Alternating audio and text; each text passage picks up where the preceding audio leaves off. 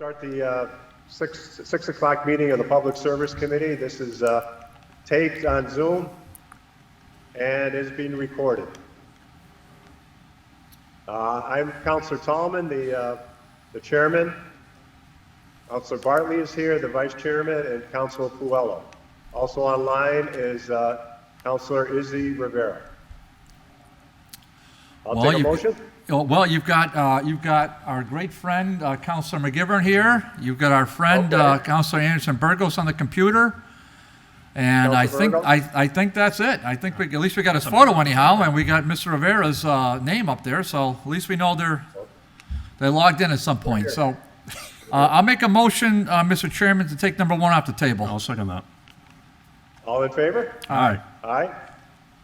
So moved. This item number 1 is from Joshua A. Garcia, a letter appointing Miss Lauren Niles, 40 Lexington Avenue, to serve as an alternate of the Planning Board for the City of Holyoke. Miss Niles will serve a 1-year term.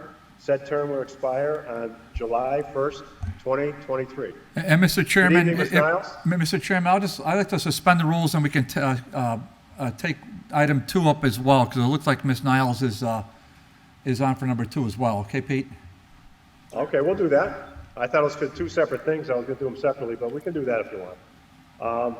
Item 2 is from Mayor Joshua Garcia, a letter appointing Ms. Niles, 40 Lexington Avenue, to serve on the Local Historic District Commission, Fairfield Avenue.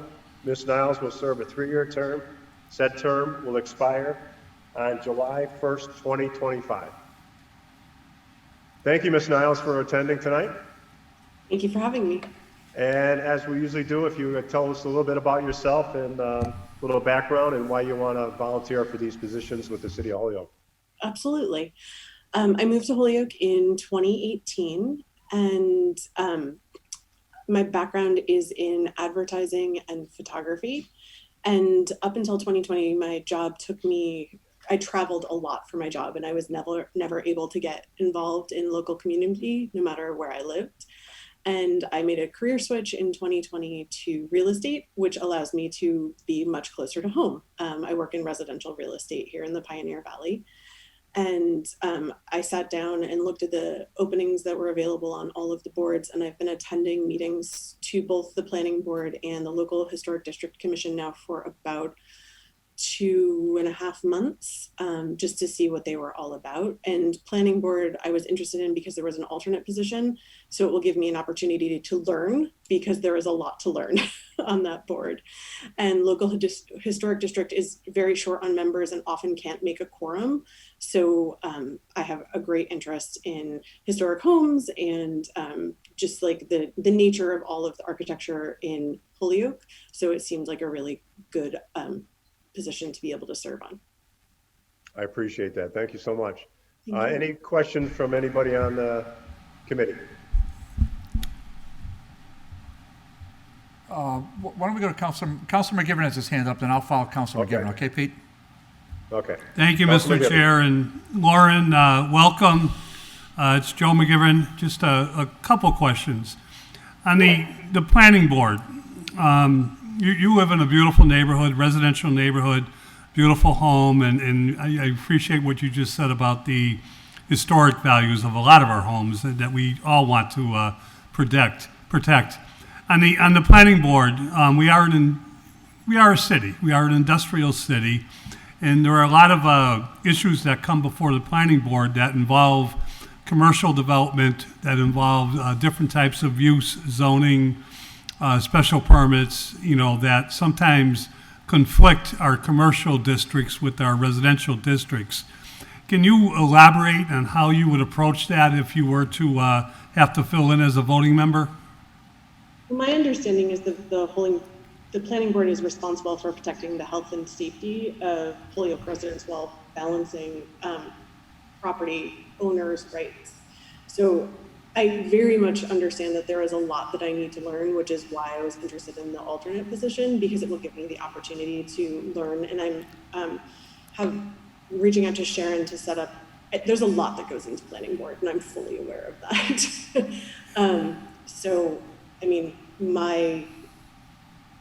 role would be to take in all of the information and make decisions based on all of the information, Okay. and to be as objective as possible. I appreciate that. Let me ask you if you, let me give you a statement and see if you agree with it or disagree with it. Being a city, being an industrial city, the enhancement of commercial development is also protecting our residential, base itself. Is that something you could agree with? I mean, that seems like a very general statement. It was. So, yes. So I feel like I would need more information on a specific to be able to answer that question. The planning board gets very specific when you get into it. I understand. Yeah, I'm aware. As I and- said, I've attended several meetings, so I've seen the level of specificity they get into.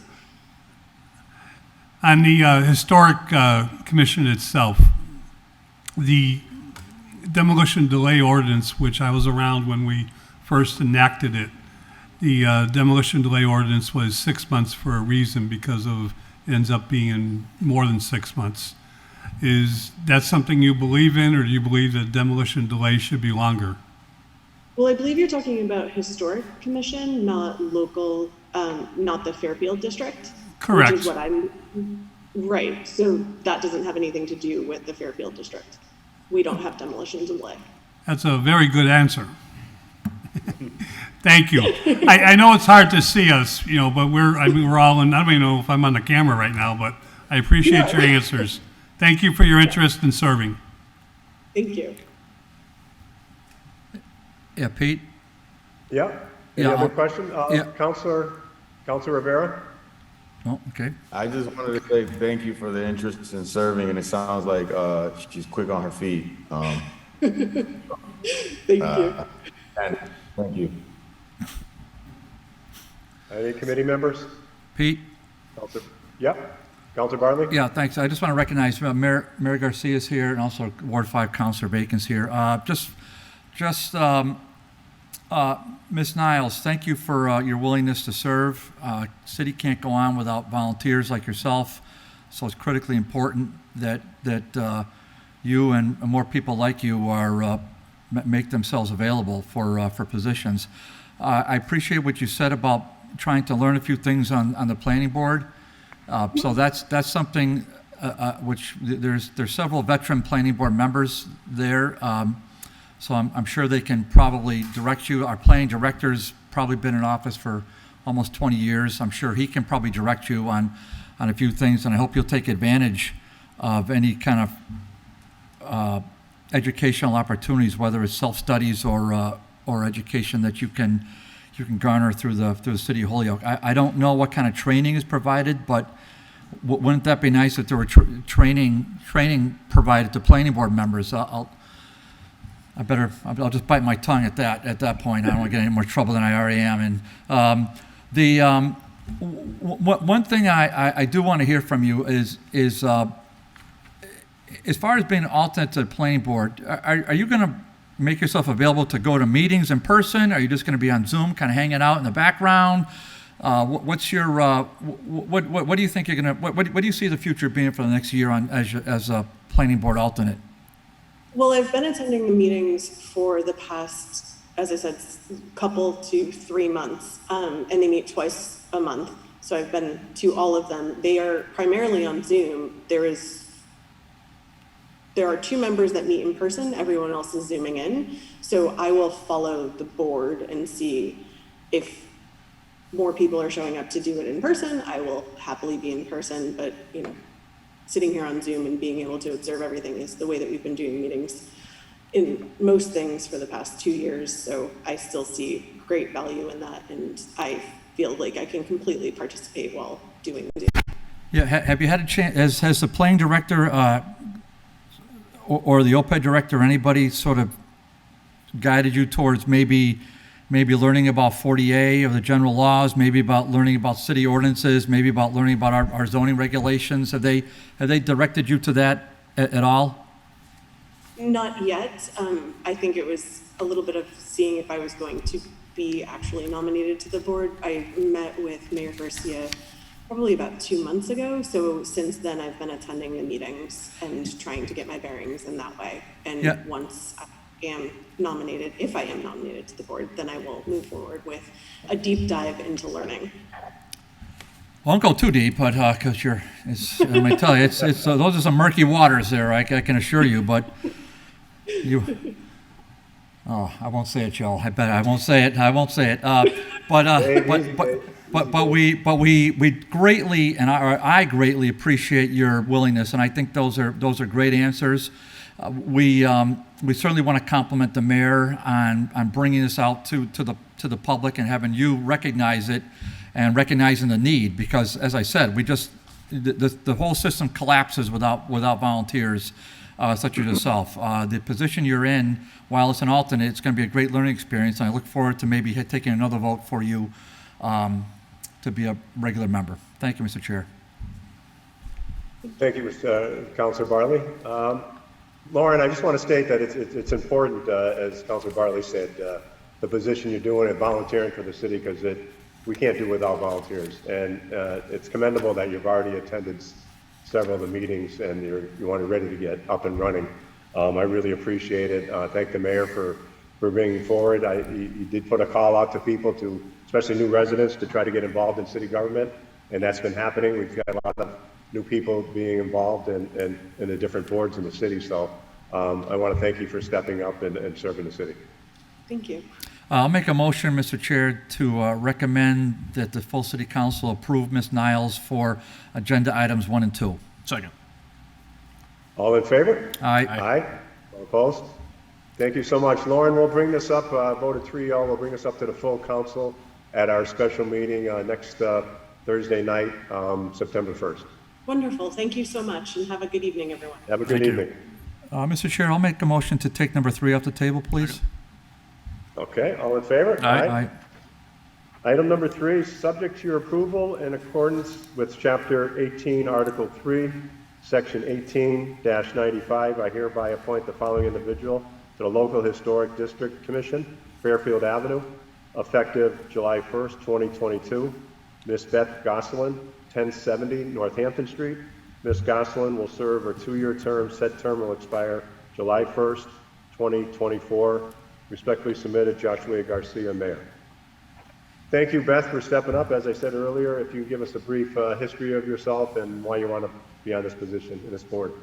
Sure thing. I am also a recent move to Holyoke. I moved here right at the beginning of the pandemic in March of 2020, and have been in a historic home and have always enjoyed historic homes. And wanted to know more about the local historic district, and I also wanted to kind of like bring the local historic district out to people a little bit more, so that folks know what it is. Okay, appreciate that. Thank you. Any councilors, any questions at the chambers? Yeah, I'll ask one. Mr. Councilor Chairman? Bartley? Yeah, thank you, Ms. Gosselin, for being here tonight, and again, thank you, Mayor, for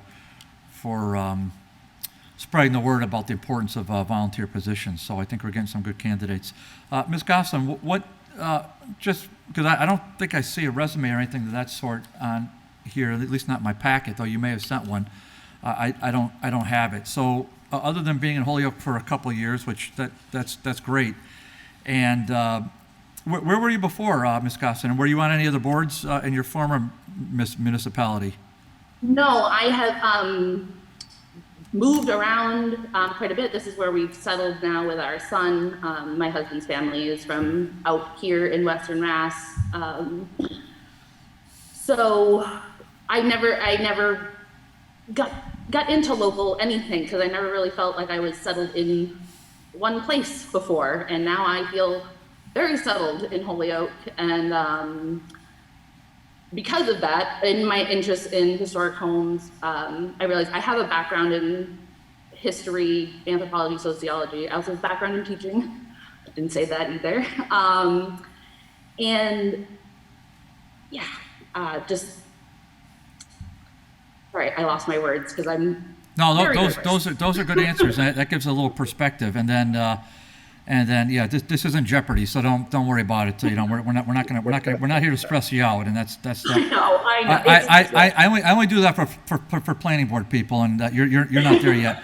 So now one of the things you did say, which kind of caught my ear, is that you wanna let more people know about the historic commission for Fairfield Ave, and I think that's a noble comment.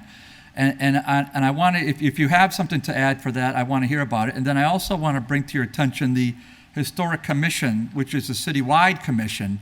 So hopefully we have a wonderful chair lady now, and that committee's sort of coming back together, and is kind of reworking itself. Had kind of some, people cycle off and cycle back on. That's the nature of things, right?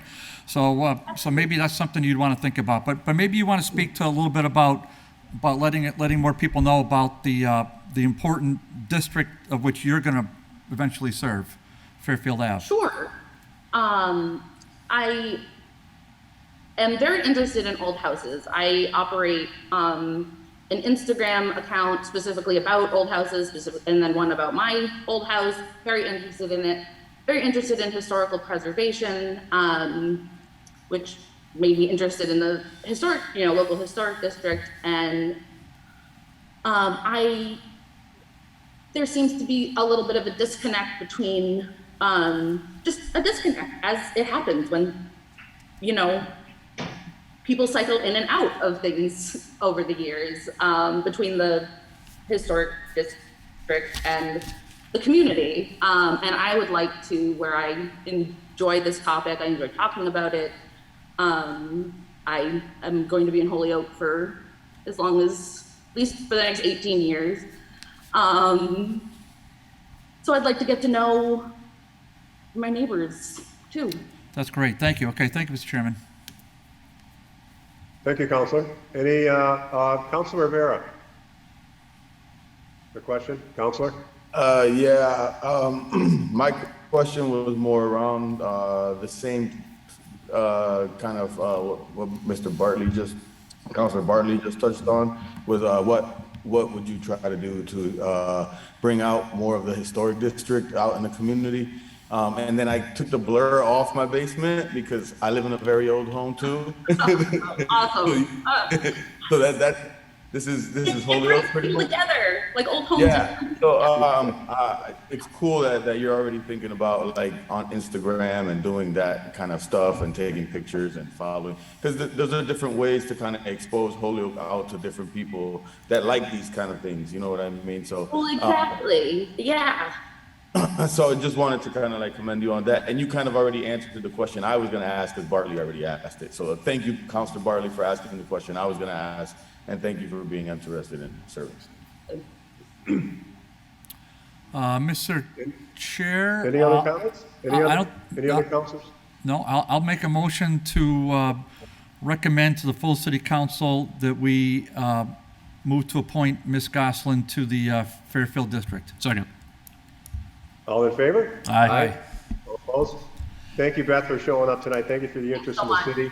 We'll bring this up forward to the next full council meeting, our special meeting, which will be next Thursday, the 1st of September. Okay, thank you. Thank you. Mr. Chair, I'll make a motion to take item 4 off the table, please. Okay, item number 4. Dear council members, I hereby appoint the following individual to serve as a member of the Commission on Disabilities for the City of Holyoke: Ms. Jessica Lebron-Martinez, 102 Brown Avenue. Ms. Lebron-Martinez will serve a 3-year term, and said term will expire in March 2025. Respectfully submitted, Joshua Garcia, Mayor. Jessica, welcome. Thank you. We have heard earlier, we're just asking, give a little background, where you're from, what you want to do, and the reason you want to step up and serve on this board. Sure, not a problem. Again, my name is Jessica Lebron-Martinez. I moved to Holyoke in 2018. I'll be going on my 4th year here. I had ties to the community before I moved here. I had family members. I'm from South Florida. I've been a longtime advocate, and I worked alongside as well with, people with disabilities, and I'd like to continue to advocate for them. I am currently in the human services field. I just finished school and received my degree. I feel that, often they're one of the most vulnerable and forgotten population, and they have every right to equality as everyone else, to be productive members of society, have access to transportation, housing, to the public, just as anyone else would. And I would like to continue to advocate for them. Thank you, Jessica. You're welcome. Any comments on the committee? Any questions? Mr. Chair, Councilor Bacon has her hand up. Councilor Bacon? Thank you. I want to thank you, Jessica, for stepping up for this committee. We've had some folks that have stuck by us for a long time, working through some of the requests that come before us, and so it's great to have some new interest, and I appreciate you stepping forth. Thank you. You're welcome.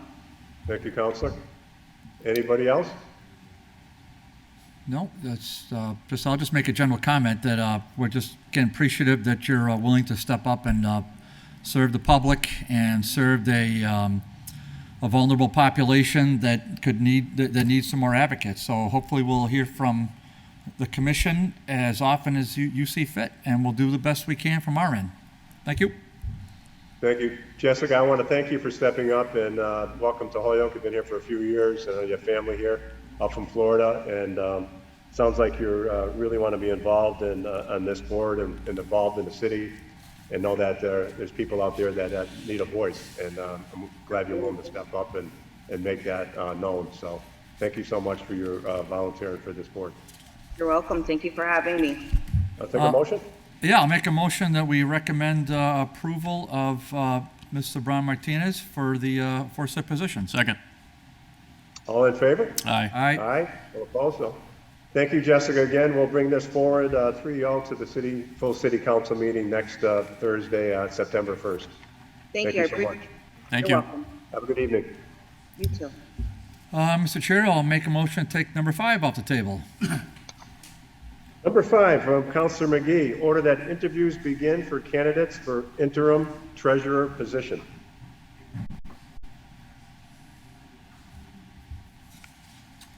Let the interviews begin. Who's here online, or is somebody in the chambers? Well, let's see. I know we have Mr. Casey here in chambers. We have Mr. I think Hanson in chambers. Amy C. is online. Amy C. is online. Okay. And Would you like to start with Mr. Casey in chambers? we'll do any way you want, Mr. Chair. Yeah, I have him listed first, and then we'll go to Amy, and then Mr. Hanson. So, Rory, if you Yeah. want to start, just give us a brief Why don't you update. sit down at one of the desks? Yeah, either one, yeah.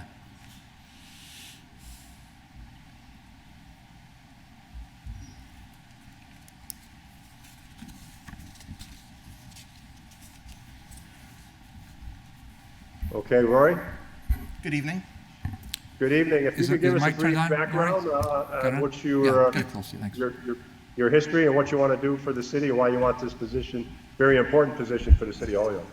Absolutely. Thank you very much, Mr. Chairman and councilors. This is a very important position. And,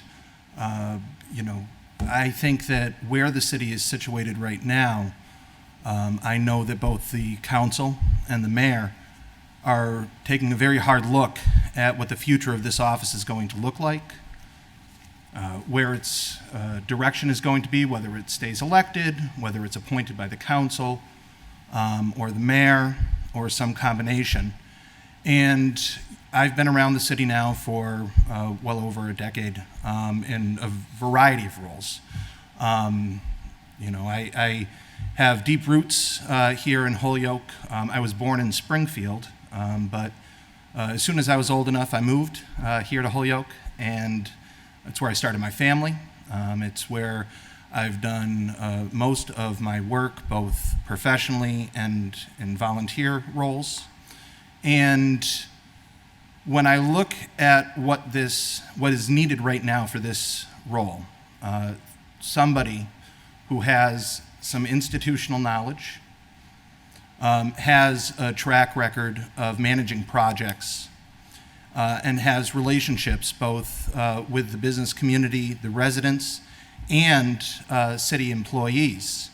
And somebody who's willing to take a role knowing that its current configuration may not exist in 12 months, it may not exist in 18 months, and somebody who's willing to step in right now and help aid with that transition, to help modernize this office, to help professionalize the financial controls.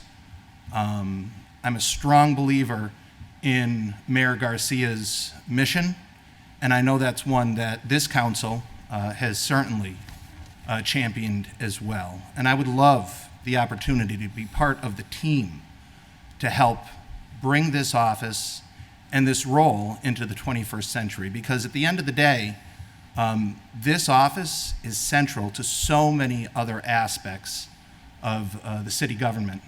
It's not just about holding on to the money, bringing in the taxes. There's so many other important duties in this office. It's very complex, and I have had many different interactions. I've worked in the office as an assistant. I helped manage the tax title process, helped bring in a record number of back taxes through that work, and then have moved on into other roles. Currently, I'm with the Board of Health as the Director of Operations and Logistics.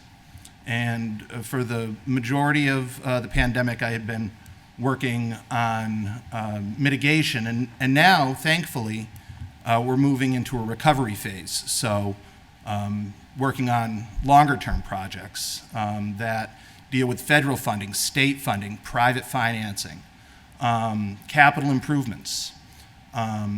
So that's a little bit about me. And again, I just want to thank everybody for the opportunity to be here tonight. And I'm happy to answer any questions that the council has. Thank you, Mr. Casey. Dave, if anybody you see on in the council chambers, you let me know for questions. Councilor Bacon has her hand up. Councilor Bacon? Thank you. Thank you for coming down, and I will ask the same question of each candidate. Sure. So my major question is that I would like to understand what you see as the top technical and leadership skills that you would bring to the position in the interim. Absolutely. So I feel my strongest skill set is in project management. Now, certainly, you can have somebody manage a project where the value add in this particular role is the institutional knowledge that I have. In all the experience I've had, both at, in front of this council, working in the office. So being able to work with the consultants. I mean, the train's already left the station as far as taking a hard look at what's been going on in this office and what needs to happen moving forward. So the ability to work with outside vendors. I know that the city's already contracted or in the process of contracting with a consultant to help do a thorough review of all the financial systems in the city.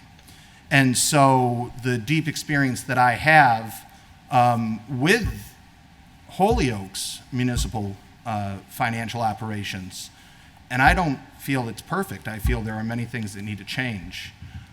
So that historical and institutional knowledge that I bring, along with my strong project management experience and my ability to effectively communicate and work collaboratively with many different constituencies, I think would make me an asset for this. So just as a follow-up, if I could, Mr. Chairman, could you give us a concrete example of a project you managed and the outcome of the project? Absolutely, absolutely I can. So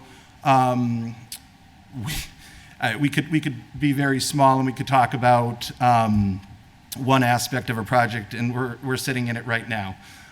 When Mayor Murphy decided he wanted to reopen City Hall, wanted to open the chamber back up, and we were given pretty short notice. And so my style when I manage a project is I like to start with facilitation, right? I like to identify what are the resources that we have at hand and how can we achieve that goal as soon as possible, and certainly by the deadline that we're given. So when Mayor Murphy said that, I worked with DPW to assemble a team to actually purchase and construct all of these barriers. We went and got all of the air quality improvement features, and when certain parts of that project that I was helping to facilitate and I came in and I saw hadn't been completed yet, I took it upon myself to make sure that that was actually done, spending the entire weekend to get that done. So I know that's a very small thing, but I think it's indicative of my style, which is, assessing the situation, looking at the resources that we have, and then how can we leverage that to make sure we accomplish the project.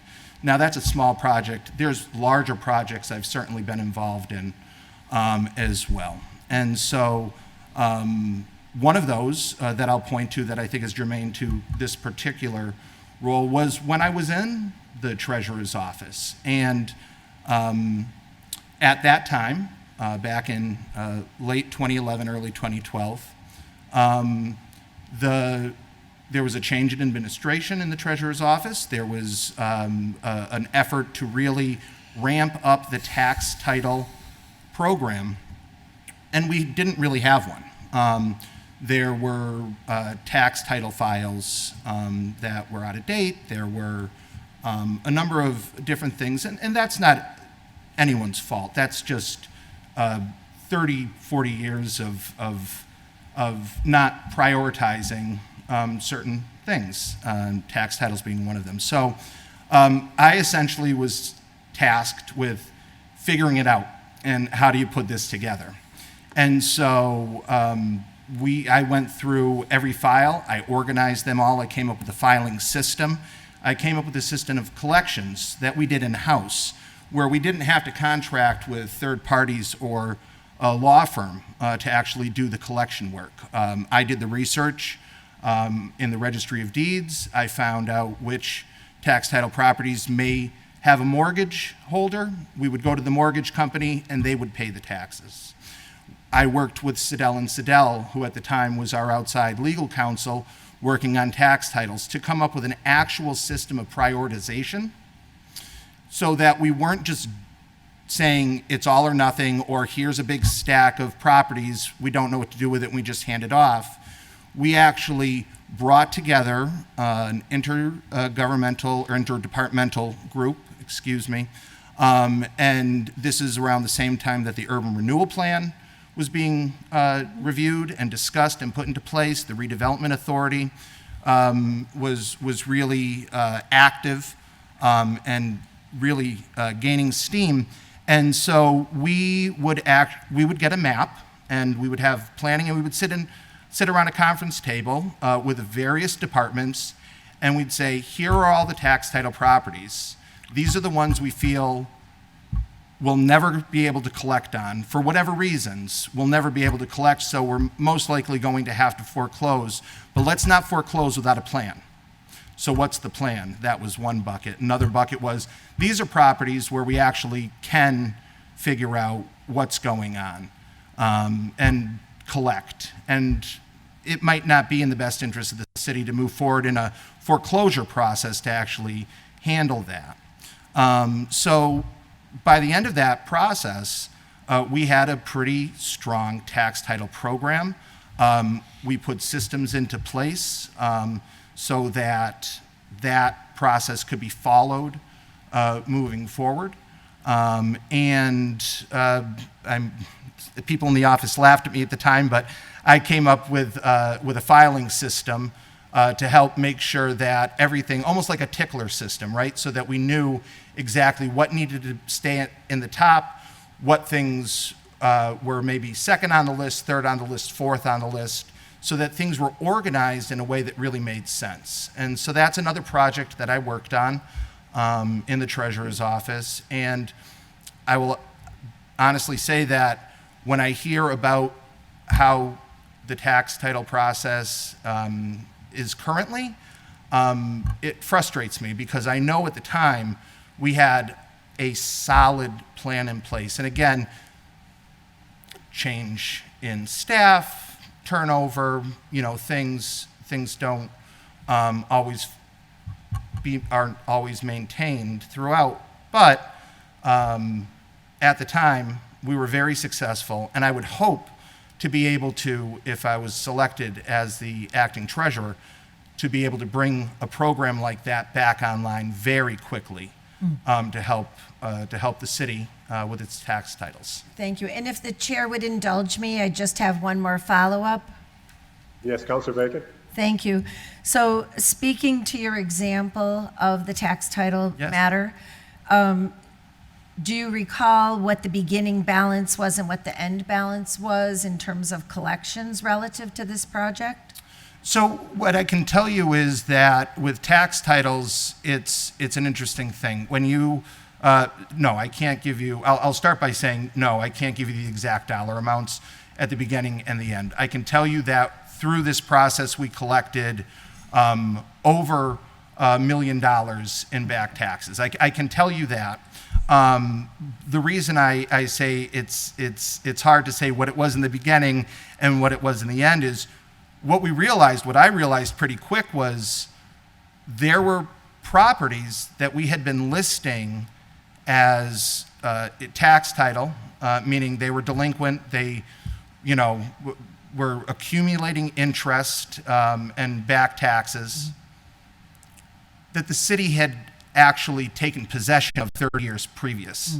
And that wasn't a one-off. There were properties where that was the case. There were properties that showed we owned it only to find out we'd actually disposed of those properties 30 years previously, but for whatever reason, those records were never updated in Munis. So those balances were inaccurate and carried through. So it's kind of hard to say what the original number was. Yeah. But I can tell you that we brought in quite a bit of money, and the news, just the news of the process, the auctions, the different things that we were doing back 8-9 years ago generated so much buzz that also brought more people in to pay their taxes because they saw that the city was taking a renewed interest in this, and they did not want to be having their name listed in the paper or having to go to land court to deal with a potential foreclosure. Okay. And the last question, since you mentioned a tickler system, would be if you're in the leadership role in the department, would you be seeing yourself in a position to get these things into an electronic file rather than these manual tickler type of systems? Absolutely, and that is in fact one of the things that I had done at the time was I created a master spreadsheet. Was it in Munis or some other program? No, this was in Excel. This isn't, so Munis could potentially, if we purchased certain modules, allow for this type of system. It's certainly what I would like to see happen. It's not the way Munis was designed for us at the time. So it was a lot easier for us to use Excel, which was already on our computers, than to buy a $50,000 module. However, it wasn't just the paper files. I had an electronic tracking system that followed each court case through every step of land court, the citation being issued, the follow-up, because it's an arduous process. Land court is its own animal, as I'm sure some counselors know, and you have to stay on top of it to make sure that you're following each step, because if you miss one step, you go back to go. Okay. Thank you very much. Yep. Councilor McGivern? Councilor Bartley wants to know how you saw my hand raised. Pretty good. I got good eyes. Thank you, Mr. Chair, Mr. Vice Chair. Rory, welcome. And your opening remarks and your resume and your cover letter certainly, says a lot and brings a lot to attention to your, experience, capabilities, and so forth. So, like Councilor Bacon, I'm going to try to ask not so much the same questions, but touch upon the same themes as we go along with each candidate. Can we expand upon Munis? You made a good point about buying a module, and I think in reference towards tax titles and towards the facilitation of tax titles and stuff. But Munis is so big and so broad, and it really is a smorgasbord of what you want, and then they tell you how much you got to pay to get it. What are your feelings about Munis? It's pretty much the language of the entire financial community in the municipal state. How do you feel about it, the importance of it? How much time do we have? You can be as concise as you can. I should have said I'm a bit of a geek when it comes to this type of stuff. So Munis is something that I've spent a lot of time with. I'm certainly not an expert. I would say that I don't know a municipality our size that would have one individual who's a Munis expert because of all the reasons you mentioned, Councilor McGivern. It is a pretty broad system. We say Munis as a catch-all when really it's Tyler Technologies is the parent company, and we can buy different modules. So Munis itself, as it currently exists, is a very powerful tool. There are many things that the city could be doing and has already started the process of doing. What's very important, and this is something, if I was selected, or whomever you select, I hope, is a number one priority, which is we have a school system, Munis, and we have a city, Munis. They are different versions. They do not communicate. There is a different chart of accounts. And to merge those two would be a pretty arduous task, but it's necessary. It's an investment that we should be making. I know that the council has spent time talking about time and attendance. Councilor Bacon was asking about how we could upload files. I know with our purchasing operations and other things, that would be wonderful. These are things the school department is currently doing. But in order for us to follow suit, we would need to invest in not just the technology, but the time it would take to merge. But it's something that we should do. It would increase productivity exponentially. It would reduce the number of staff hours dedicated to re-entering information, having to run things from Suffolk Street over here to City Hall or vice versa. So when I think about Munis, that's the thing that's in the forefront of my mind. And the thing that we really should be focusing on is bringing those two systems into alignment. Once that happens, it's going to be a whole other world. And when you, right now, for example, I think the thing most employees use Munis for are entering requisitions, maintaining the departmental budgets, things like that.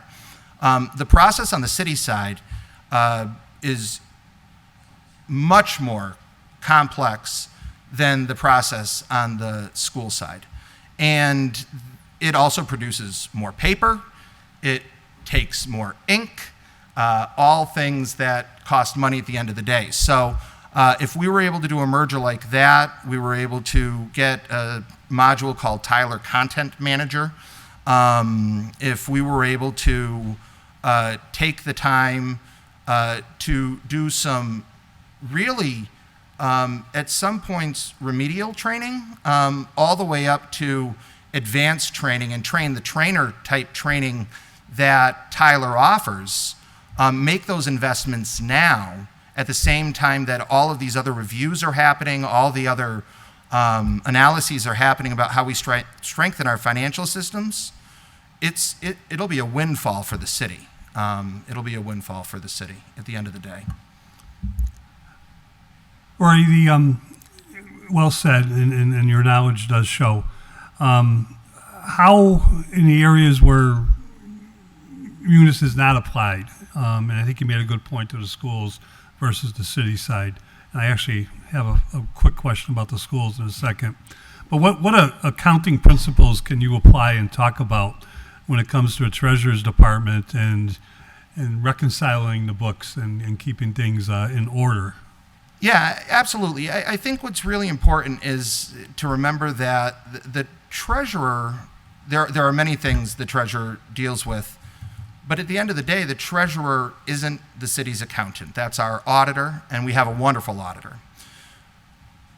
When you look at our management letters that we receive annually from our outside auditors, there's a constant thread, right? And it's reconciliation, as you mentioned, Counselor. And so the treasurer maintains a cash book, which is how the money's coming and going, and then the auditor maintains the general ledger. And you want to make sure those two things match up. And when we've had issues in the past, almost always, it's been a discrepancy between those two systems. And what I think is most important is to have a better level of collaboration and communication between those departments to ensure that we don't have these issues moving forward. And again, we don't need to look much further than the recommendations in the audit management letter. There should be monthly reconciliations between the cash book and the general ledger. That's currently, or I can't speak to what's happening today, but I can say that historically that has been an issue. That is something that I would tackle immediately. I would work with Tanya, the auditor. I would work with Tanya and our outside auditors to ensure that from day one, there's a process to do that. There's also quarterly reconciliations that should be happening with certain other accounts. And these are material deficiencies that have been identified, not just 1 year, not just 2 years, but for multiple years.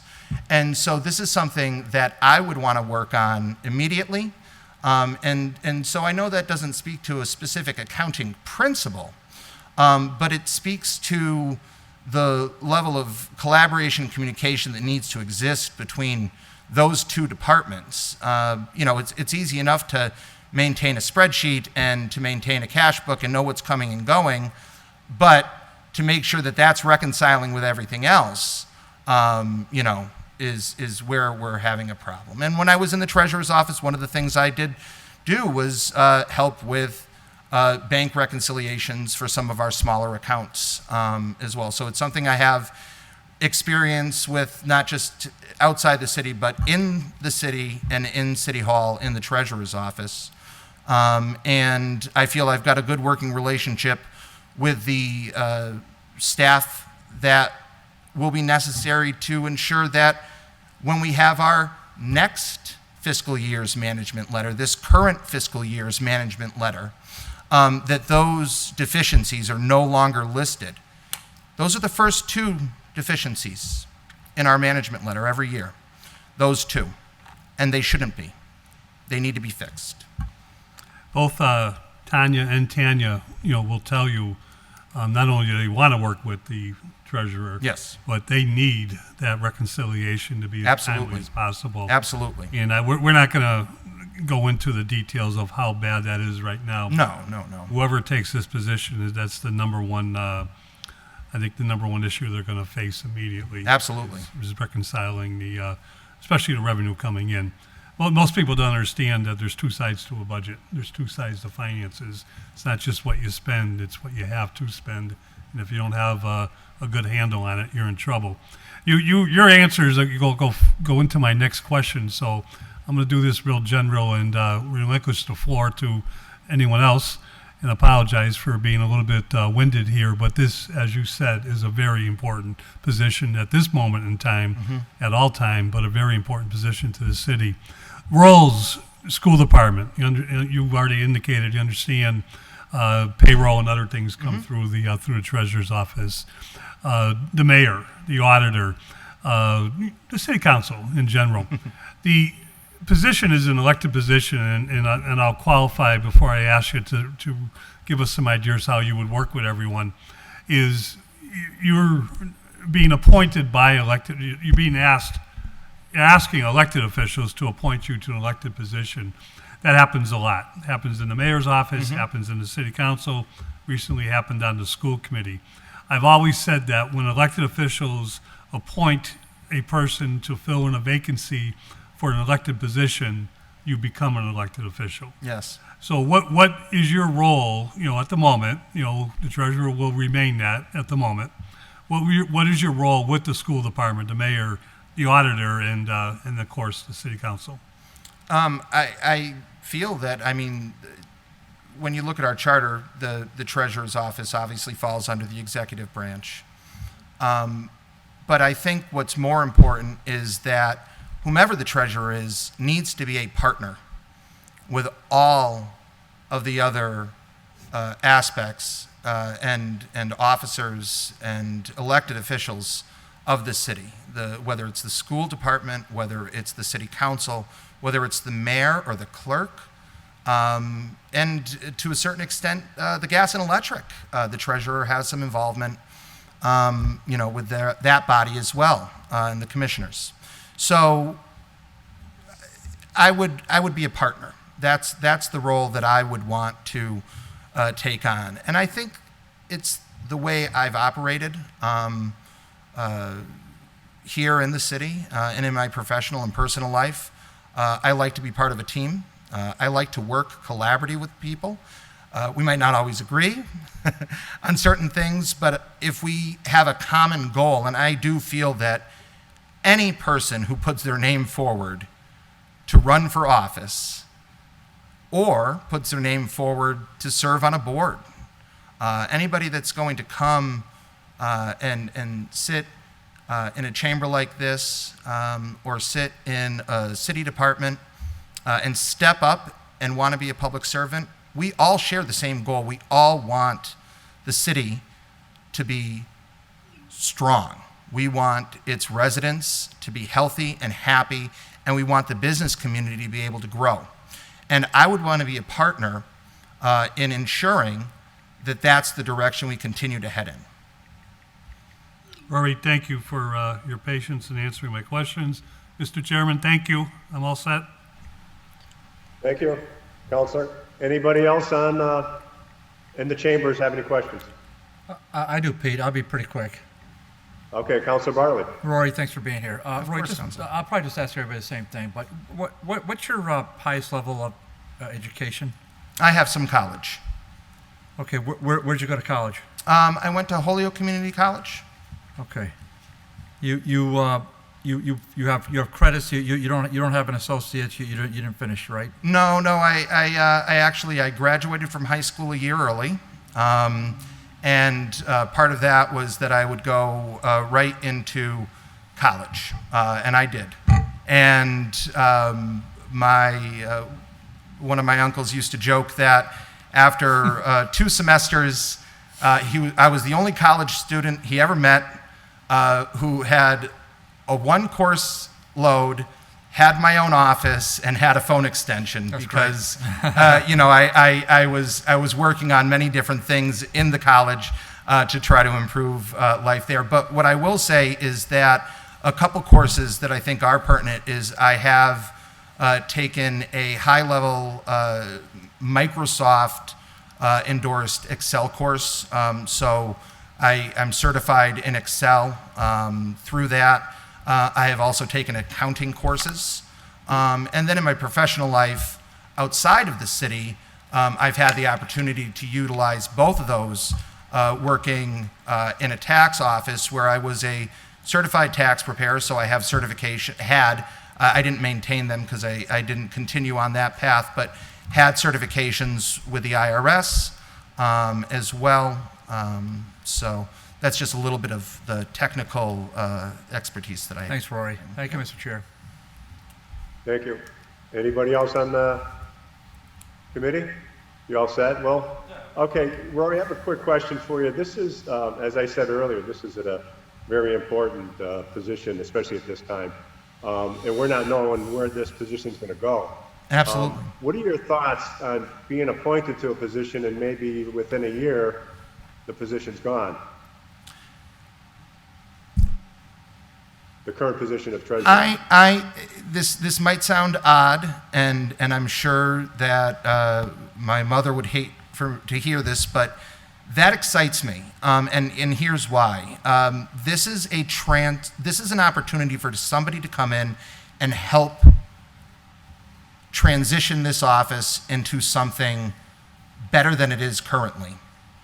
And all the years that I have spent working in this city, both for the city and on a variety of different civic and volunteer boards, when I look at this opportunity, knowing, and I'll say after the pandemic, as I mentioned, my current job's transitioning a little bit, my focus more on the recovery piece. I really like what I'm doing, but I've been thinking a lot about what comes next.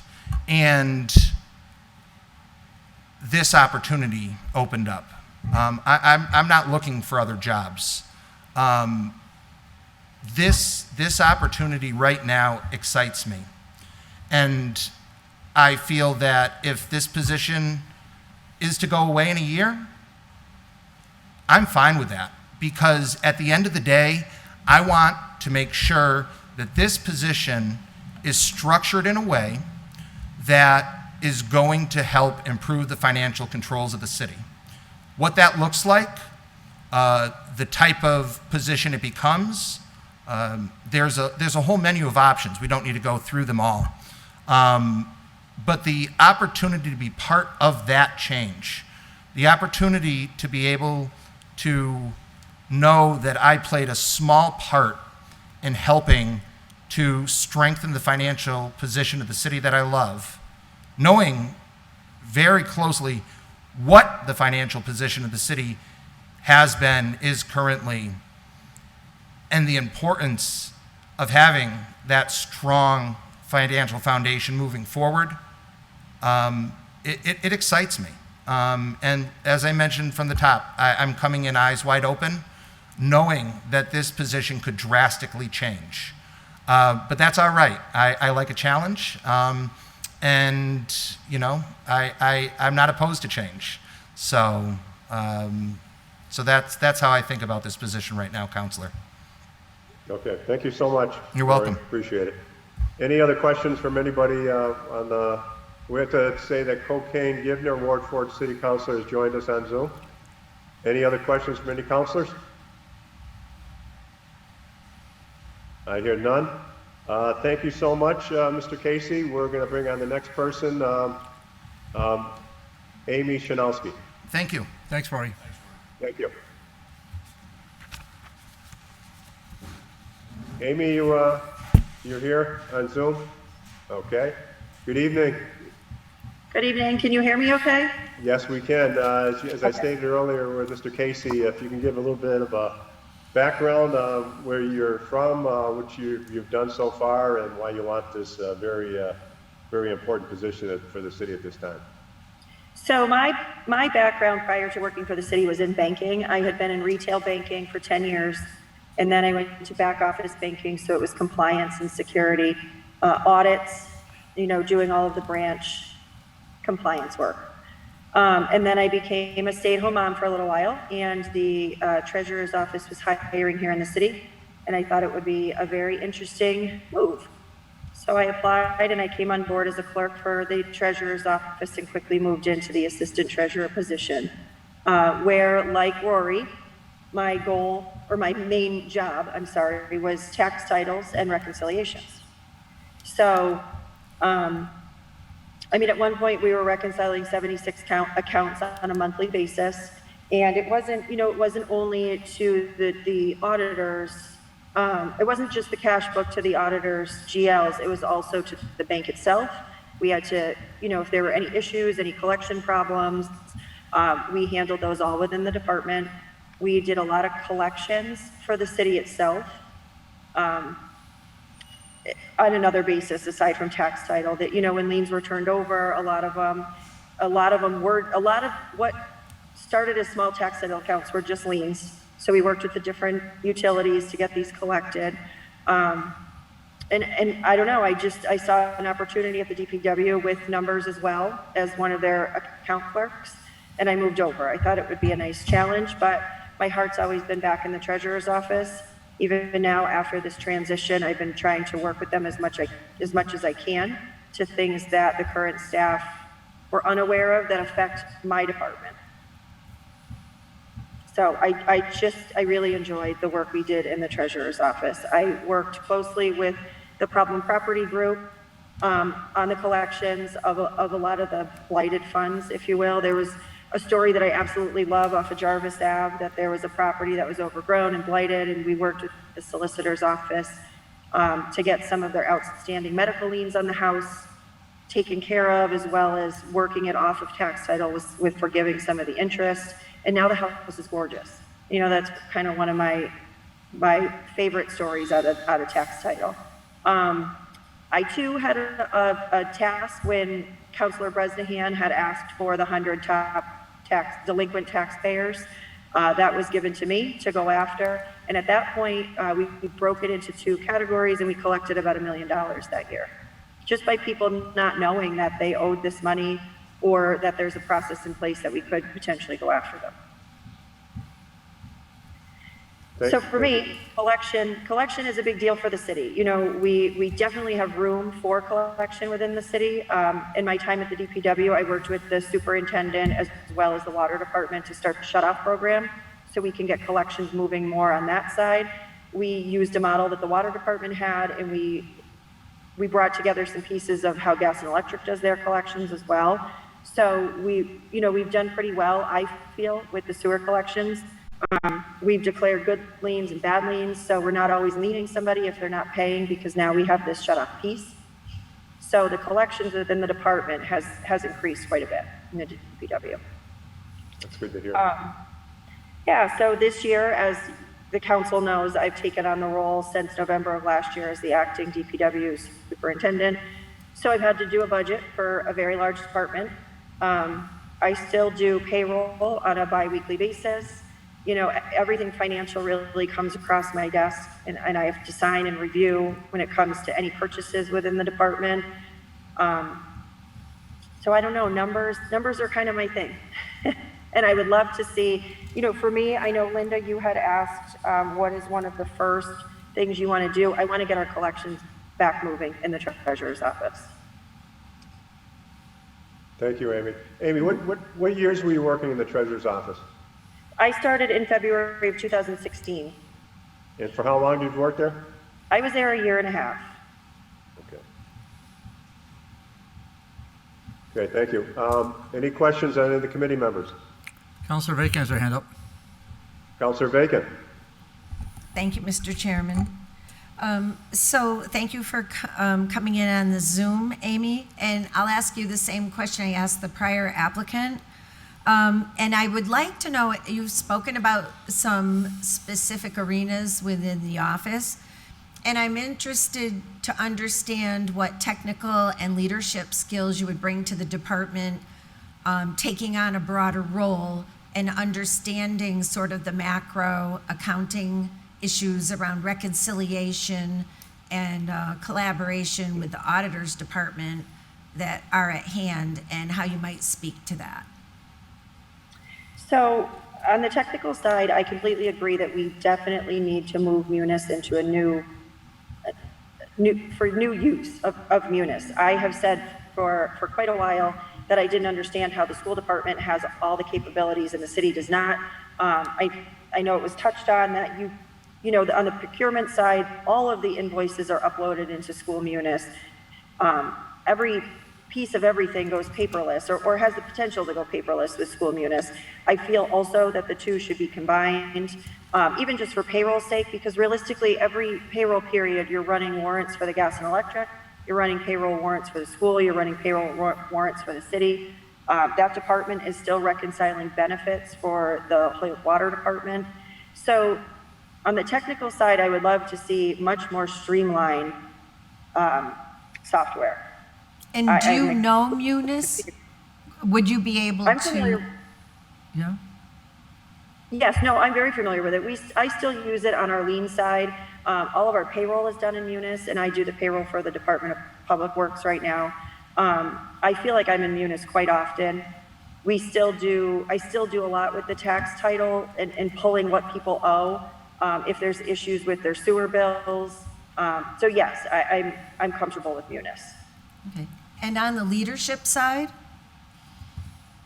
I feel as though that department needs to get back into the financial realm of the city. You know, when I was in that department, the treasurer worked closely with the tax collector, worked closely with the assessor, worked, closely with the auditor. And I don't really know what's happened in that department in the past year. I can only go off of what I'm hearing. But I feel like we need that piece back together. We need all of the financial departments to work well together, and for the tax collector to not have to do treasurer work and the treasurer to not have to do auditor work. We should all be working together to get the city where it needs to be financially. Okay, and if you wish to share it, if you have any concrete examples of a project that you sort of took from beginning to end, and the results of it, if you wish to share, that would be helpful for some insight. Well, like I said before, that when Councilor Bresnahan had put out that 100 top delinquent requests, we ran the reports with the tax collector, and we started the process of going after some properties. We ended up collecting $1 million within the first year. It was a fairly simple process, so it was a little disheartening that we weren't doing that. If it's a simple process and it can collect revenue, we should be doing it regardless. I mean, even if it's a difficult process, but it seemed to be fairly simple, that residents just weren't aware that they had a sewer lien that's turned into a tax title. It would open the door for more letters, more collection options. Mm-hmm. And then we did 2 auctions while I was there. And while some of the properties went very successfully and some of them did not, I still think that was a great direction for the city, mm-hmm. personally. Okay, thank you very much. Mm-hmm. Yep, Councilor McGivern? Thank you, Mr. Chair, Mr. Vice Chair. Amy, welcome. Always appreciate when you're with us. You touched base on Munis, and understandably you work with Munis. Can you roll Munis or any accounting principles from your banking experience into how you would utilize them to get control of the reconciliation control of revenue within the Treasurer's Department? I was listening when you said, when you were with the Treasurer's Department, I think you said 75 or 76 accounts that you were constantly reconciling. I mean, that's impressive and scary to be doing it all manual, I guess is the way to say it. Well, there's a process in place with People's Bank where you can, upload files. So the bank portion is probably the easiest one, and then the harder is getting the cash book reconciled with the auditor's office. It happens spot on very often. We had issues here and there with some of the bond interest accounts through gas and electric, the timelines of when things were coming up. But other than that, it was a tedious task, but it had to be done, and it flowed. If you knew how to do it and you got your process down, it worked very well. It's not working very well now. What skills or what management motivation can you bring to turn it around? Well, I feel like the current staff that's there, not to discount them at all, have not had a lot of training. They're a newer set of staff members, and I talk to them regularly.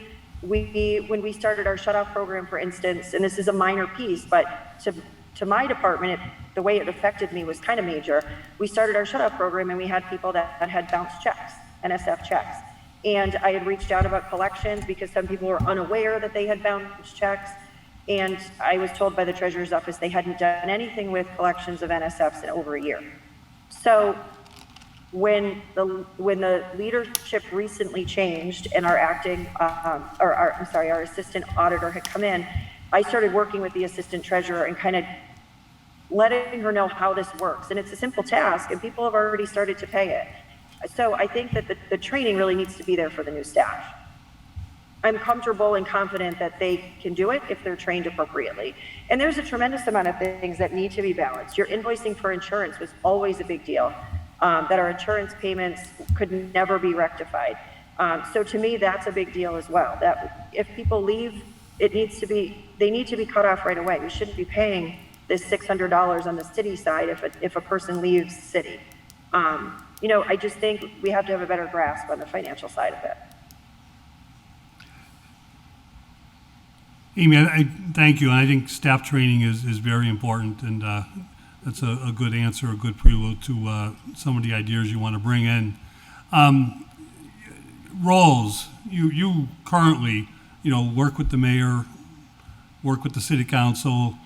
What about the school department? Do you have any interaction, or you can talk about the type of interaction? You noted that, they are near paperless. Certainly part of that is not because of receivership. I think it's more because the schools get a lot more money on a regular basis and seem to have developed a financial team over there that has things in place. How does the treasurer work with the school department? Well, in the past few weeks, knowing I'm going into this interview, I've reviewed some of my notes, and the city was supposed to merge the municipalities back in 2017. We were supposed to upgrade the city side to match what the school side could do. Their role with the treasurer's role with the school department, the treasurer still oversees all the payment of benefits, I believe we've stopped doing them. I'm not 100% sure, but the treasurer was always responsible for the balloon payments for the teachers. There was a lot of contract work that passed over the treasurer's desk in the summers where the teachers were out. The treasurer oversees all the payroll, and all the warrants are cut through the treasurer's office as well for AP payments. So I think they have a very large role with the school department. I mean, the school department definitely has their own financial side of everything that works very well for them, but the end task is with the treasurer. And I know you work with the mayor and understand the importance of the mayor, and certainly we all know how well you've worked with the city council through your tenure as the acting superintendent. And I for one appreciate that a lot. Talk to me about the treasurer's role with the auditor and about the current situation with our auditor, with the ledger versus the reconciliation of the books in the treasurer's department. So in my time in that office and my time now also in a financial role, I think that the communication with the auditors is crucial. It should be a constant lines of communication.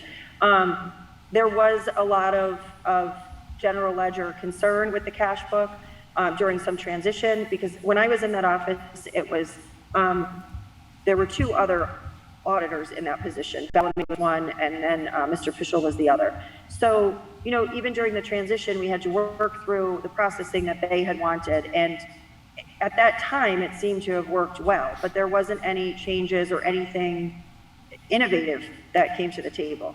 So I agree that the office does have a positive way to change moving forward. There's a lot of innovation that can happen, but currently I feel like the state of the office, we just need to get it back to an even keel, where everything makes sense, everybody knows their roles, and work is getting done in there again. Amy, thank you. And thank you for all you do, but thank you for coming forward for this very important position. Thank you, Mr. Chair. Thank you, Counselor. Any other questions on the? Yeah, Pete?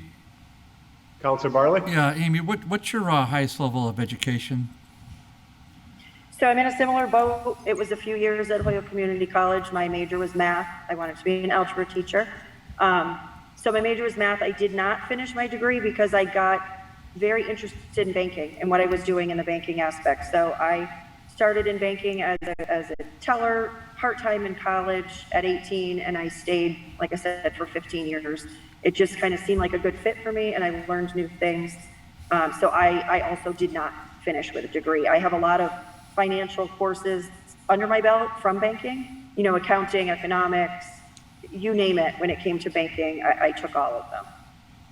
Thank you. And like I said, my major was math. Got it. Thank you. Thank you, and thank you, Amy, for stepping forward. Amy, I'll ask the same question.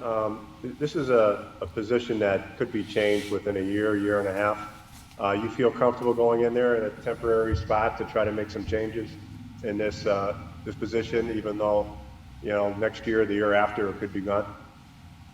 Well, I mean, I feel like it's whatever responsibility you want to take on for the city. As you know, like I've mentioned, November 6th of last year, I was made the acting superintendent, which was a role I never could see myself in. But I like it. I like what I do. And I just, if it goes away, it goes away. You know, I've done my best. I've put my time in, and I've tried to make the effort in the city and to help correct what needs to be fixed. Okay.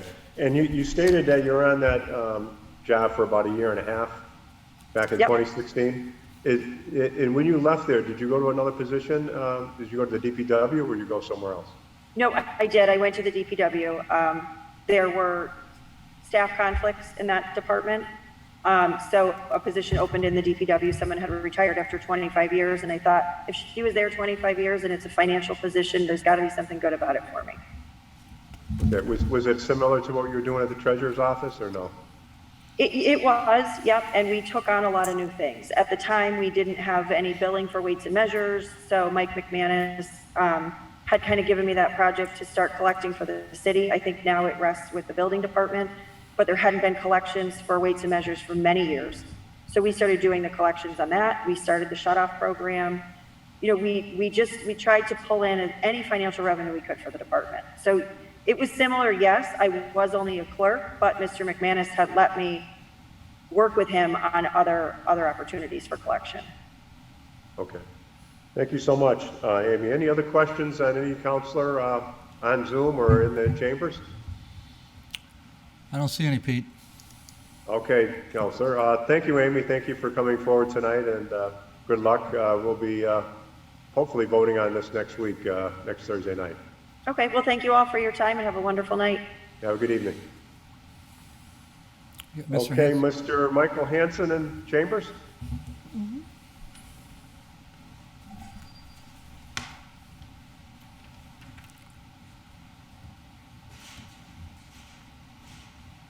And is that light on, Mr. Hanson?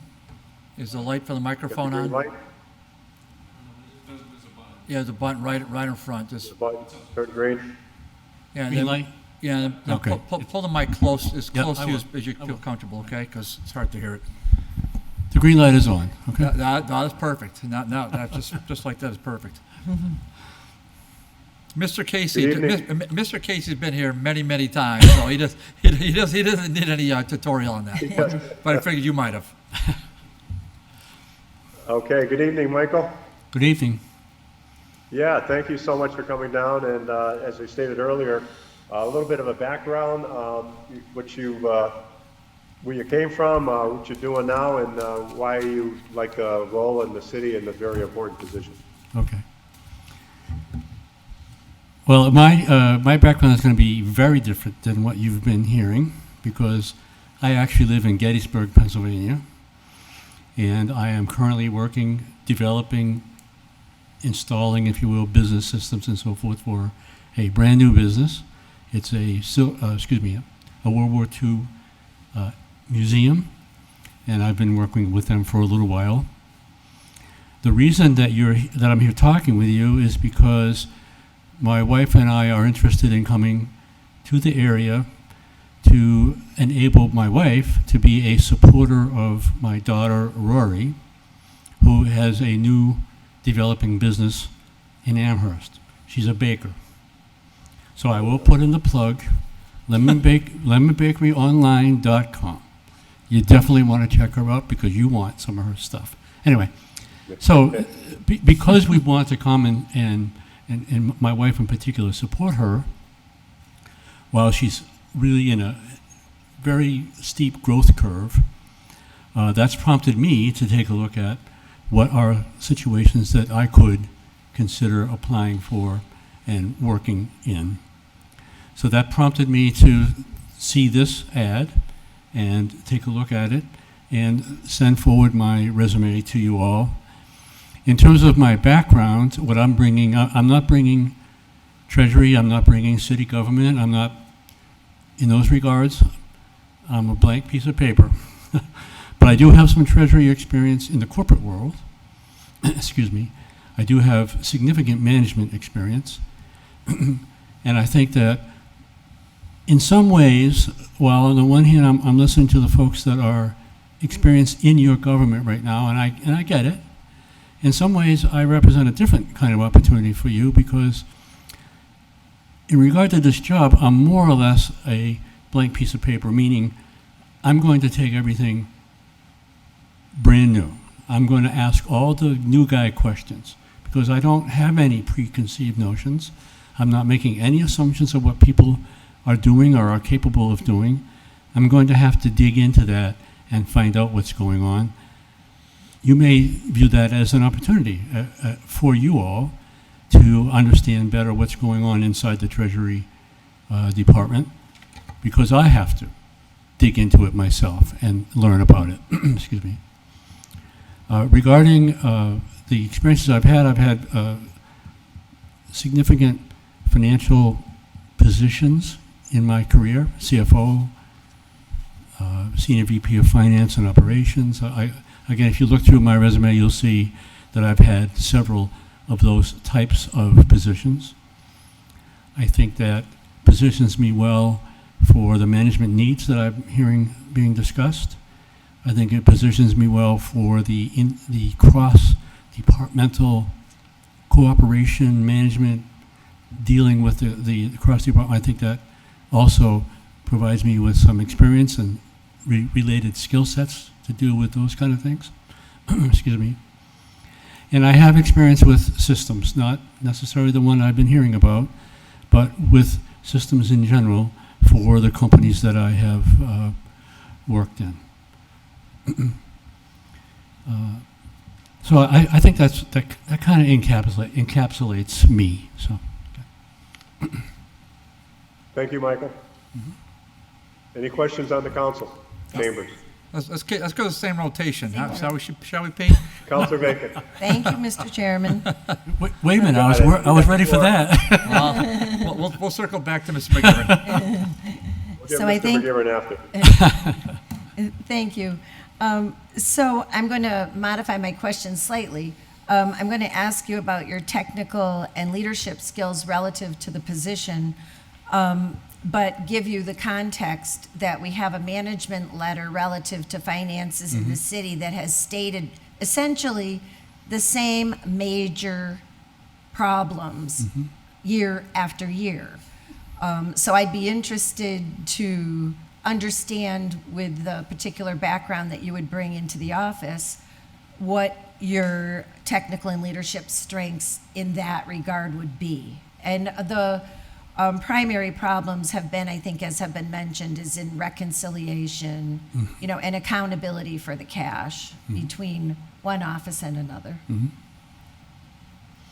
Well, in terms of the technical aspect of it, I mean, almost every job I've been in has again, maybe not in the same degree as here, but have involved making sure that the books tie out, all the reconciliations work. I have not had, and I'll be perfectly frank about it, I've not had the experience of two different departments sounding like they have two sets of books. So and that may not be true, but to me, I've not experienced that reconciling in one area doesn't jive with the other. But in terms of how I would approach that, I would try to understand the problem first, and my approach has always been to understand the problem first, talk with the people involved, and try to come to some consensus on how we're going to fix the situation. I don't ever try to go into a situation and say, well, I know everything. That just doesn't work. So I try to make a point of listening, learning first, and then deciding on how we might approach solving the problem. Okay, and as a follow-up, if you could share with us an example, perhaps out of one of your operational or leadership positions where you had an issue or circumstance of a fairly complex problem, if you could give us a thumbnail sketch of what the problem was and how you were able to resolve it. Sure. When I was with the publishing company that you see on my resume, we had the technology coming into play in the area of legal research books versus hardbound, leather-bound research books that lawyers like to have. And those two companies were being combined. The part that I had responsibility for and had a challenge with is because they were separate, there were two administrative groups. So my challenge was integrating the two groups, ferreting out what we did not need and dealing with that, and moving forward. The outcome of that was that we did end up with one administrative group. We did end up with a successful outcome, meaning the people that were now working together were working together well. And the cost savings, you can imagine what I'm talking about here, the cost savings of eliminating one whole administrative group was significant. So. Thank you very much for that example. Thank you. Thank you. Mr. McGivern. Councilor McGivern? Thank you, Mr. Chair, Mr. Vice Chair. Michael, if you don't mind me calling you Michael, Rory and Amy Michael, are very Michael's familiar to us and want to stay at the same level, of course. Appreciate the fact that you don't know a lot about the Mass Munis system itself. It's just this language that the entire state relies upon. But it's not, with your background, I'm sure it's something that you could acquire what knowledge you would need. In general, what when it comes to your experience, what accounting principles, what do you bring to the table that would help reconcile our treasurer's departments when it comes to issues of you've heard this evening, issues going on? I've heard you use the phrase accounting principles, so I'm not exactly sure what you might be referring to. But in terms of my experience in that sort of accounting area, I am a CPA. I was a practicing CPA for 6 or 7 years. That was a while ago, don't get me wrong. But that basic training is very foundational because you carry that with you. So in terms of understanding whatever accounting principles might apply here, I don't think that I'll have a problem with that, but I can't see right now what you might be referring to as far as specifically accounting principles. Because to me, reconciliations are more, they're more mechanical than they are, particular rules and regs or whatever. But anyway, that's how I'm listening to it. Anyway.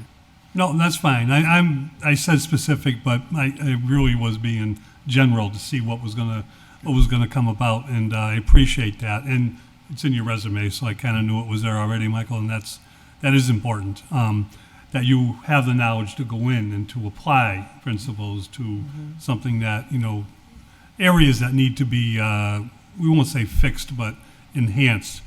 Let me ask you two questions that I've asked no one else because there's no way it would have made any sense. But in your career, when you worked for Wang Laboratories, did you know Dr. Wang? Oh, yes, absolutely. Okay, would he give you a reference? Probably not, since we don't deal with each other anymore. But but Harry Chow might. That was the CFO. But more important, in your career, did you know the legendary William Topier? I don't recognize that name, no. That's okay. Mr. Topier was our former mayor who became the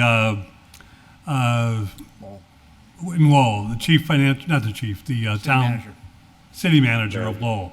Okay. Okay, it was around your time when you were working in Lowell, but Okay. you may or may not have crossed paths. And Well, if you met him, you would remember him. Well, in those good old formative years, I wasn't really that involved with the city at all. So That's okay. I was busy with my job. So Okay. True statement, or would you agree with me that, reconciling the books we heard about, reconciling the revenue coming in through the Treasurer's Department and reconciling the cash with the ledger that the auditor is responsible for? What is the importance of that? well, again, without knowing all the particulars, it sounds so fundamental. It sounds like a really basic requirement that there be a really complete understanding on both sides of what's happening with the revenue, and both incoming and I guess how it's being used as well. But so I really am kind of mystified listening to the conversation of that this is actually a problem. I mean, it's so basic. So Yet it is. I'm sorry, but I mean, it's just I'm learning. I'm learning, and I'm learning about that, and I'm surprised. That's all. Don't be surprised. Thank you. That's a very good answer, and in a lot of respects. Michael, I mean, it's obvious with your resume and talking that you don't have or have not the experience or relationships with government itself or the powers to be in government. We are a mayoral system, legislative bodies, a city council. We work together.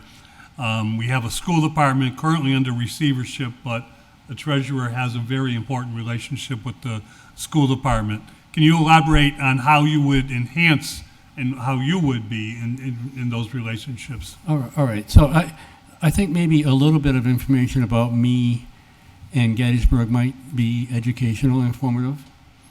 I have developed excellent relationships with the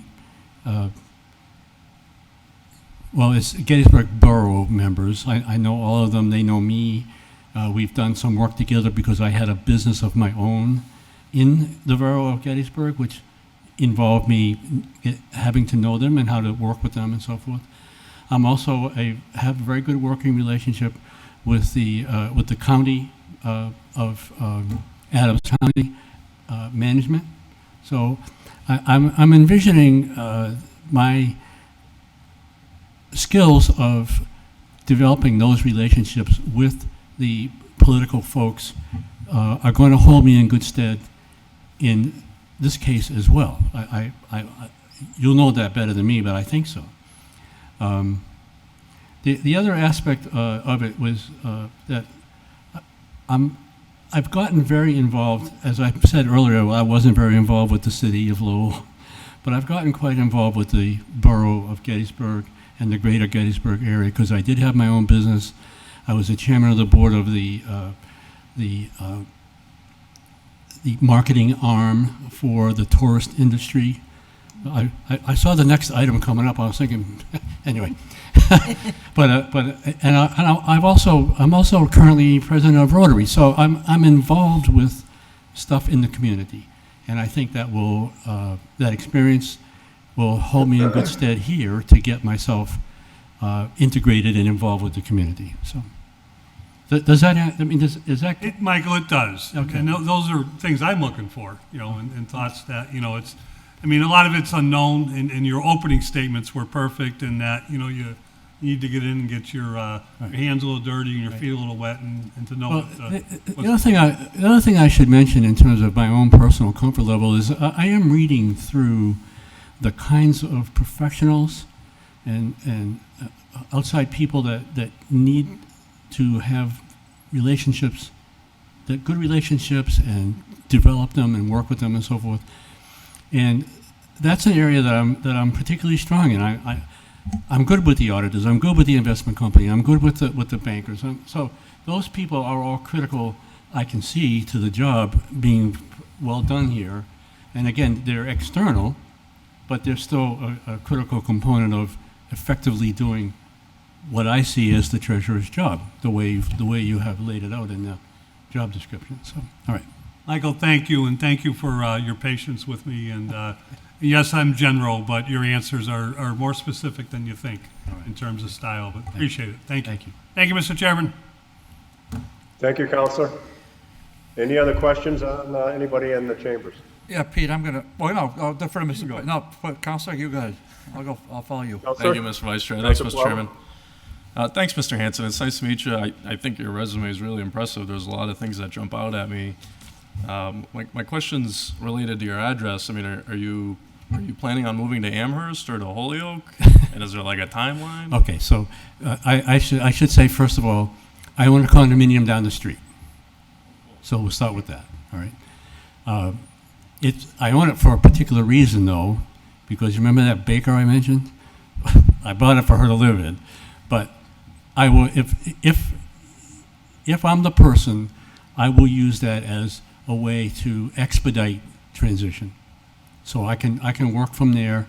I can come up and be here. I'll be on my own in the beginning because we still have an entire household to move and relocate. So that won't be one of those. But in terms of me being available on a fairly short notice, if everything is working out, I'm going to be able to do that because I'm going to take advantage of that base of operations, if you will. I drove over here and I discovered where I'm living is the whole 2 blocks. I was like, I guess I didn't need to drive. It's over on St. Kobe, that set of condos right there. Yes. Okay. Do we get cookies if you get it? What's that? So do we get baked goods? But thank you, Mr. Chairman. It can be. Thank you. I just want to state that. It can be erased. Councilor Jenny Rivera. All right. Councilor Jenny Rivera is here on Zoom, also our Ward 1 Councilor. Welcome, Jenny. Councilor Bartley. And this particular resume, Mr. Chairman describes as highest degree, but I'll just confirm it. Mr. Hanson, you have an MBA from Northeastern. Is that your highest degree? Yes, I do. Yeah. Okay, and you also said you're a CPA. I have my CPA. Yes. And your license is current. No, it's not because I'm not a practicing CPA, so I didn't try to maintain the license. Okay. Yeah. Okay, and you do have a Holyoke address. That's what it sounds like. So yes. That's certainly, yeah. Because the other applicants, they're obviously known to us. I think you picked up on that, right? Yeah. So I presume you did. Yeah.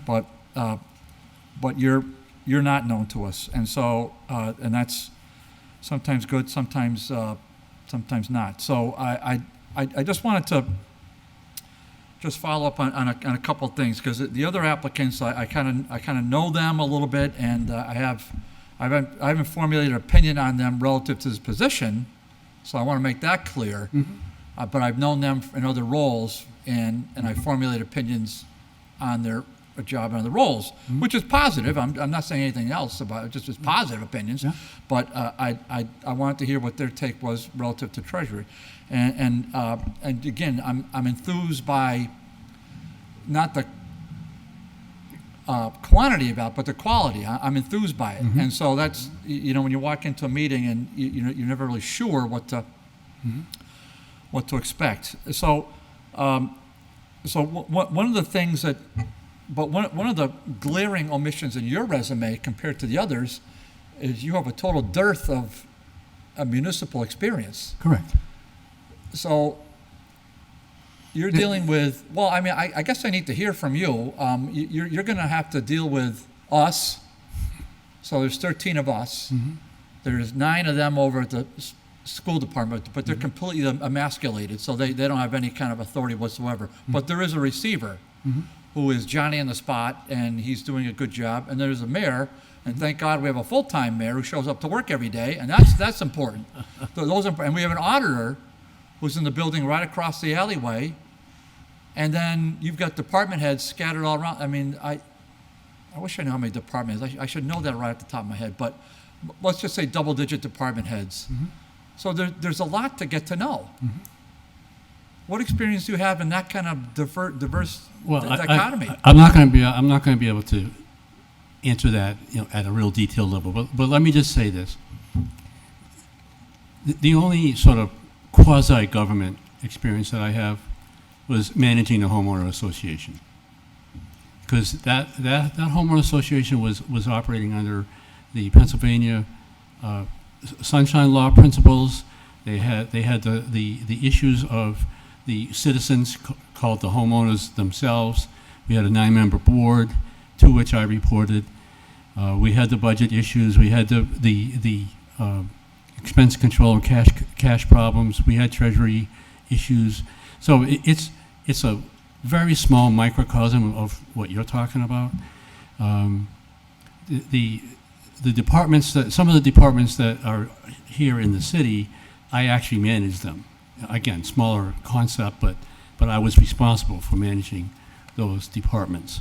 You know, the security people, the maintenance people, the admin people, and so forth. We had a pool to run. We had a lake to take care of. So I had some sort of, I call it quasi-municipal type of experience, because it really wasn't a municipal government. It was a corporation, but it operated like one. So that's all I can tell you. Well, regarding, I guess where I was going, which you know, it's not so much municipal, because really it's not there. But I guess I was going, and just have you speak about, and Joe touched on, is you have worked for some pretty large employers. Well, let me just say this. What you just outlined, you know, were I to be the candidate, that doesn't scare me at all.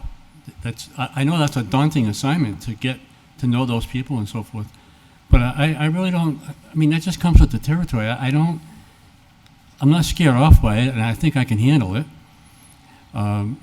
You mentioned some of the big corporations. Well, they certainly have all shapes and sizes of people that want services and have opinions and want to get stuff done.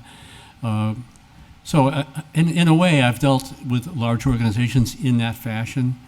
So I'm learning about how many departments and so forth. I'm learning all that stuff. But in terms of feeling comfortable dealing with it, you know, I am. I know there's a lot to learn, and there's going to be a steep learning curve.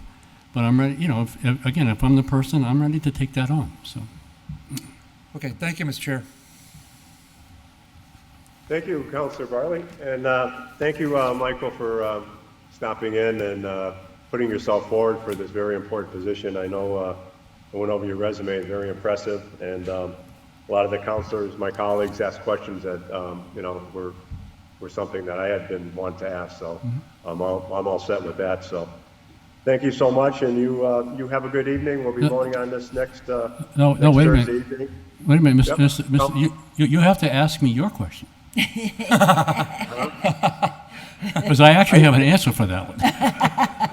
You want me to ask you? I could ask you. Yeah, absolutely. How am I going to feel? How am I going to feel about the job going away? That's what's the question, I think. It's a good possibility it could go away. How do you feel about that?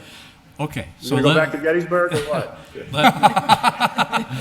Let me He's going to go to Amherst. I'm working in the bakery. You're right. Let me be very frank about that.